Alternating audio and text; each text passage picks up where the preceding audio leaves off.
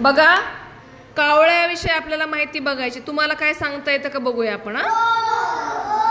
कावळा बघितलाय ना तुम्ही? संस्कृती बाळा सांग बरं कावळ्याविषयी एक वाक्य. डबल सांगायचं नाही कोणीच. हा सांग. कावळा पक्षी असतो. बरोबर आहे. हा चल सांग बरं. छान. कावळ्याला काळे पंख. दत्ता सांग बरं तू. अच्छा, कावळा काव काव करतो. हा तू सांग पंकज. दोन दोन कान. 4 कान असतात. 2 म्हणायचं. काय म्हणायचं? 2. छान. चला सांग बरं आशुतोष बाळा. कावळ्याला चोच असते. हा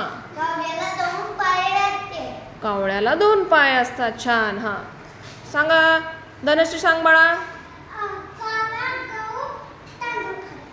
अच्छा, कावळ्याला जेवायला बी लागतंय की नाही? चला सांग. कावळ्याला 2 डोळे असतात. छान. पुढं. छान. कावळा झाडावर बसतो. हा पाऊस आल्यावर आपण कुठं जातो? घरात. आपण घरात जातो. कावळा कुठे जाणार मग? घरट्यात. छान. सांग बरं वैष्णवी, तूच राहिलीस आता. बरोबर आहे. शेतामध्ये बघा कावळे काय करतात, त्या म्हशीवर बसलेले पाहिले का तुम्ही?